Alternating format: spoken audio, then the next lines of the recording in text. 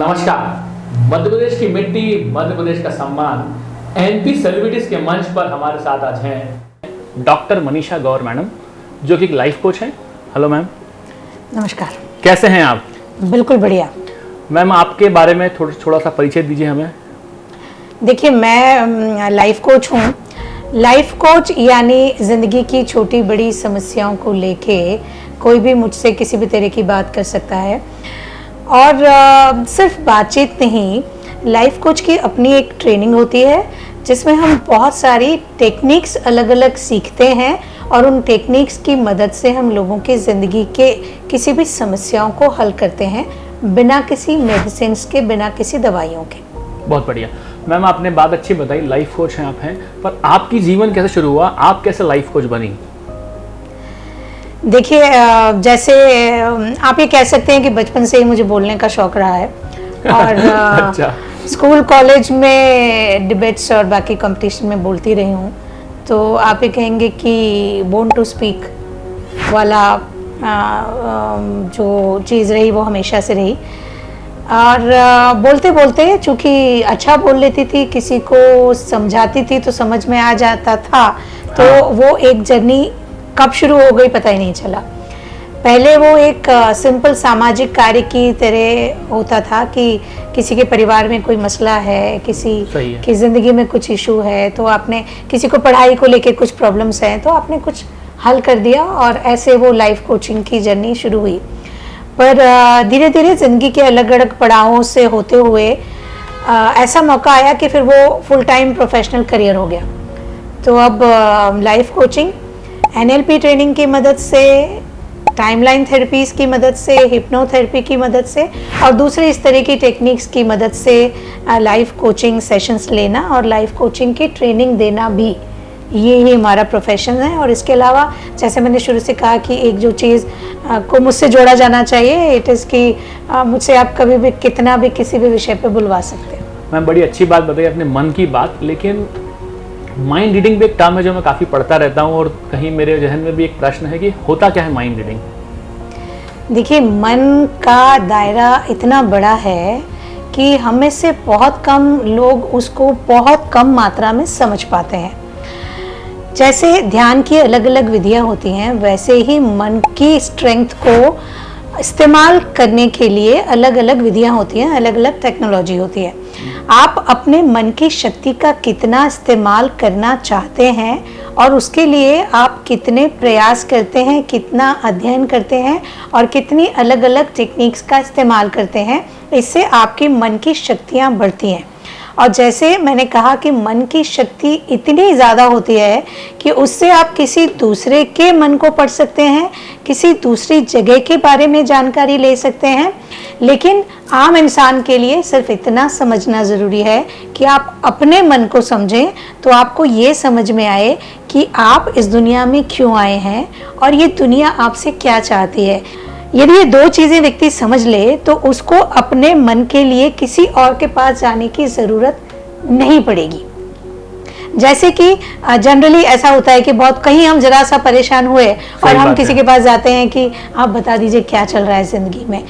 यदि आप लोग अपने मन को समझ गए, अपने जीवन को समझ गए कि मैं क्या हूँ, मैं क्यों हूँ और मेरा जिम्मेदारी क्या है इस दुनिया के प्रति, इस समाज के प्रति, परिवार के प्रति और खुद के प्रति, यदि इन सवालों के जवाब आपने अपने मन से ले लिए, तब फिर आपको किसी सवाल के लिए किसी के पास जाने की ज़रूरत नहीं पड़ेगी। तो मेरा इसमें ये निवेदन है कि बजाय कि दूसरे लोग जिनके मन की बड़ी बड़ी ख्याति है या जो कहते हैं कि हम किसी का भी मन पढ़ लेते हैं, उनके पास जाकर अपने मन की बातें जानने के बजाय यदि आप अपने मन पे मेहनत करेंगे तो आप खुद अपने बारे में बहुत सी अच्छी चीज़ें जान पाएंगे और वो ज़िंदगी भर आपको काम भी आएंगी। मैम, आपने बात तो बताई सही, लेकिन मन चंचल है और हर इंसान जो है कहीं ना कहीं कंसंट्रेट नहीं कर पाता खुद पे भी, और बहुत सारे दिमाग में चीज़ें चलती रहती, खासकर यूथ की बात करें तो मन को कैसे साथ के रखें और कैसे उसे स्थिर रखें?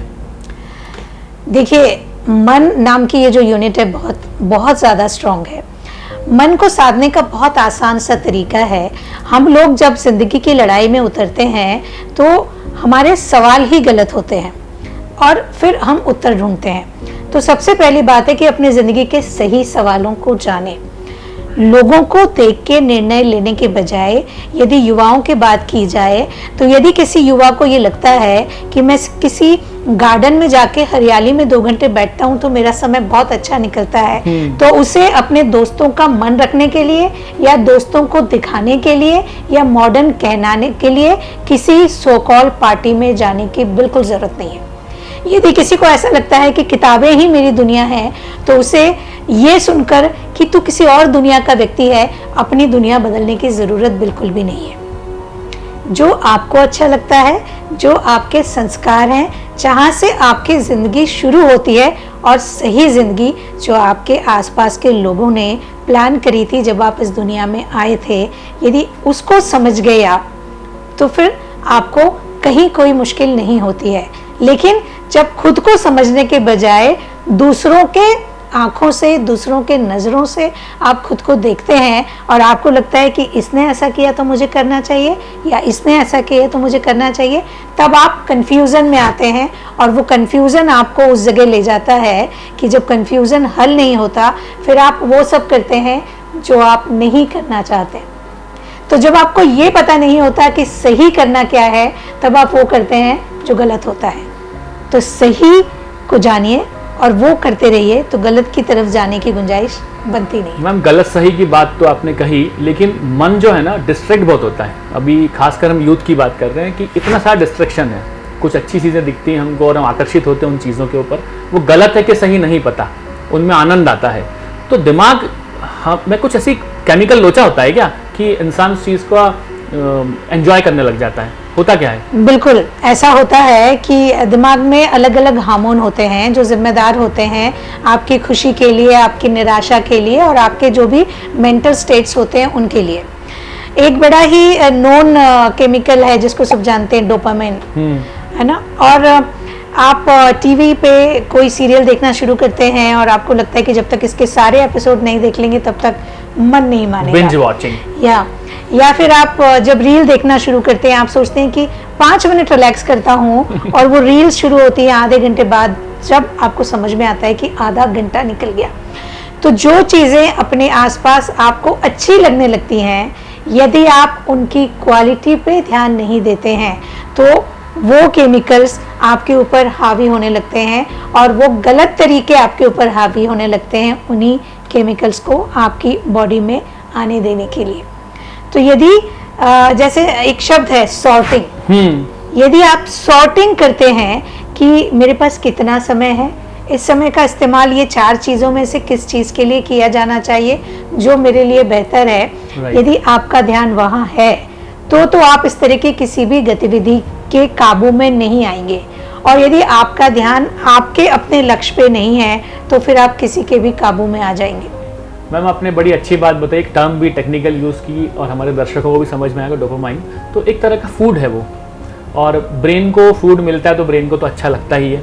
मैं भी अपना याद करता हूँ कि मुझे भी कभी कभी चाय पीने की इच्छा होती है, तो क्या वो भी डोपामाइन की तरह काम करता है ना? बिल्कुल। देखिए, जब हम नशे की बात करते हैं ना, तो सामान्यतया लोग समझते हैं कि नशा यानी शराब पीते होंगे या ड्रग्स लेते होंगे या सिगरेट होगा, लेकिन नशा झूठ बोलने का भी होता है, गॉसिपिंग करने का भी होता है, चाय का भी होता है, और ऐसी बहुत सारी चीज़ों का नशा होता है जिसे हम जीवन में कभी देख ही नहीं पाते।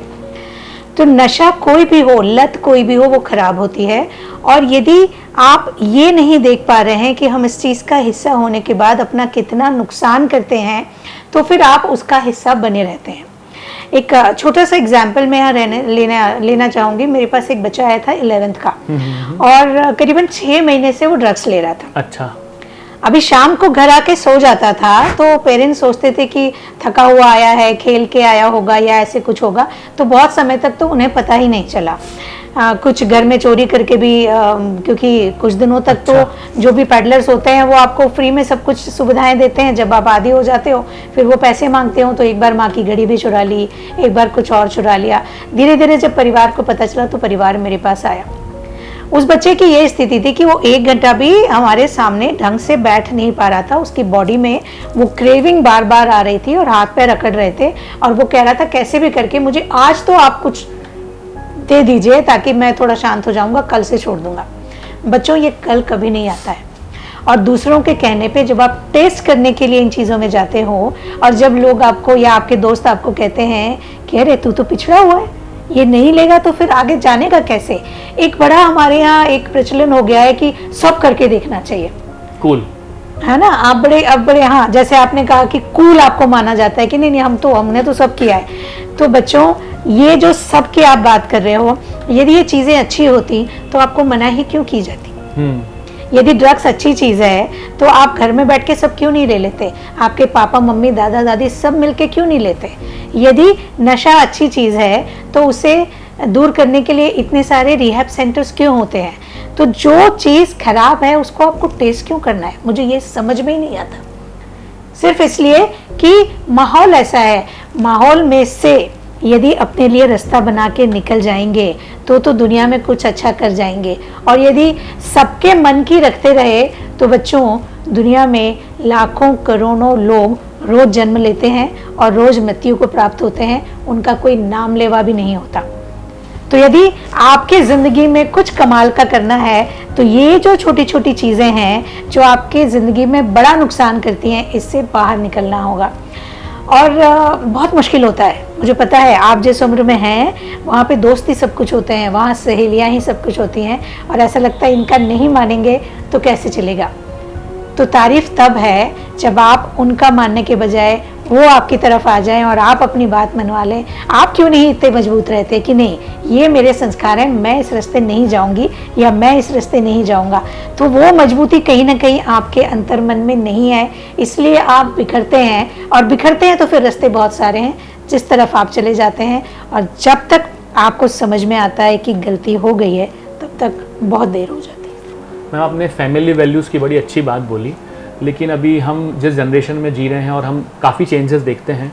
और भले हम घर पे गायत्री मंत्र सीखें, बच्चे को सिखाएं, पर बाहर बहुत सारी चीज़ें हैं जो आकर्षित भी करती है और ज़रूरी भी हैं कई चीज़ें। तो डेवलपमेंट भी होता है, तो खासकर यूथ बहुत सारी चीज़ें देखता है। सुबह से लेके हम सुबह पहले इंदौर शहर में हम पोहा खाते थे, आजकल मैं देखता हूँ यूथ स्टार्ट करता है चाय सिगरेट से, उनका फूड वो हो गया है। तो नशा तो हर जगह दिख रहा है यूथ को, लेकिन नशे के साथ साथ वो कई बार नशा नहीं मिलता है तो डिप्रेसिव हो जाता है, किसी से बात शेयर नहीं कर पाता, माता पिता नहीं है यहाँ पर। तो क्या ऐसा कोई माध्यम होता है जिनसे वो बात कर सकता है, या आपकी कोई संस्था है जिसमें लोगों से बात की जा सकती है? देखिए, सबसे बड़ी बात जो आपने कही कि यूथ डिप्रेशन में जा रहा है, ये बिल्कुल सही है। बहुत सारे हमारे बच्चे ऐसे हैं जिन्हें पता ही नहीं है कि उनकी ज़िंदगी किधर जा रही है। तो जब हम करियर काउंसलिंग की बात करते हैं, जब हम बच्चों को ये बताते हैं कि आपको ज़िंदगी में क्या करना है, क्या बनना है, तब माता पिता भी सिर्फ इतनी बात करते हैं कि इतना पैसा कमाना है, इतना बड़ा आदमी बनना है, ये गाड़ी खरीदनी है, या तू ऐसा करेगा।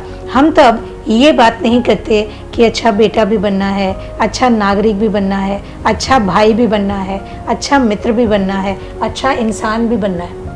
तो यदि हम हमारे बच्चे को जब गढ़ना शुरू करते हैं, या समाज जब एक नागरिक को गढ़ना शुरू करता है, तो उसको पैसों से तोलना बंद करें। बिल्कुल, ये बिल्कुल सही है कि सुबह नहीं होती पैसों के बिना। पैसा कमाना बहुत ज़रूरी है, लेकिन आपको कितना कमाना है और उसका क्या करना है, यदि ये तय नहीं होगा तो आप वो कमाने की दौड़ में लगे रहेंगे और एक समय ऐसे आएगा कि आपके पास फिजिकल चीज़ों में सब कुछ होगा लेकिन फिर भी ज़िंदगी में आनंद नहीं आएगा।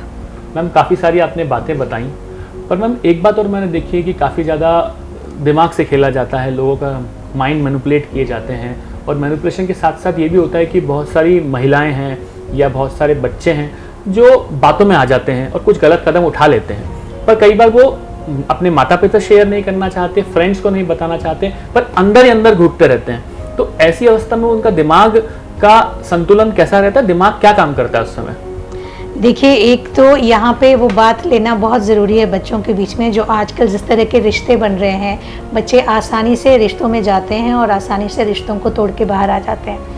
तो मैं उन बच्चों से ये कहना चाहूँगी कि अपने आसपास के रिश्तों को देखिएगा। आपके माता पिता हों, चाचा चाची हों, ताऊसा ताईसा हों, न जाने कितनी बार अपने बच्चों की ज़िंदगी में खुशियाँ लाने के लिए उन्होंने अपनी खुशियाँ साइड में रख दी होंगी, अपनी ज़रूरतें साइड में रख दी होंगी।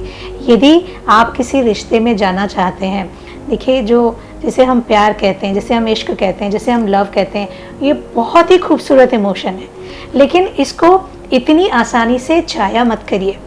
वो कहते हैं कि एक नज़र का प्यार होता होगा, लेकिन आप लोग उस जमाने के लोग नहीं हैं जो उसको निभा पाते हैं।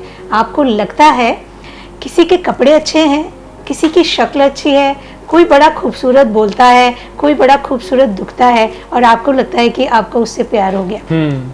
बच्चों, जिंदगी का एक फैसला जिसके साथ आपको पूरी ज़िंदगी रहना है, यदि आपने उसके लिए कोई प्लानिंग नहीं किया है और उसमें चले गए हैं, तो विश्वास करिए आपकी जनरेशन उसको निभा पाने में बड़ी मुश्किल है।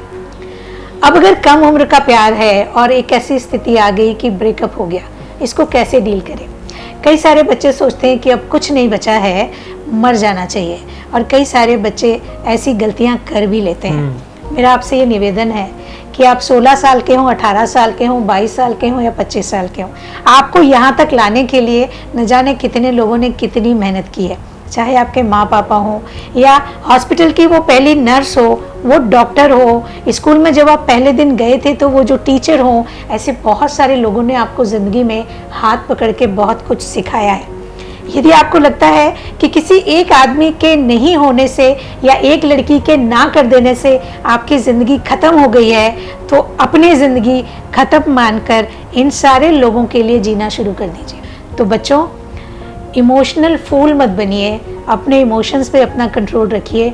और कोई एक गलती करता है ठीक है, दूसरी गलती करता है ठीक है, लेकिन हर बार अगर गलतियां हो रही हैं, चाहे वो लड़के की तरफ से हो या लड़की की तरफ से, हमें अलार्मिंग सिचुएशन को समझना है और ज़िंदगी के पूरी तरह बिगड़ जाने के पहले सही डिसीजंस ले लेने की हिम्मत रखनी है।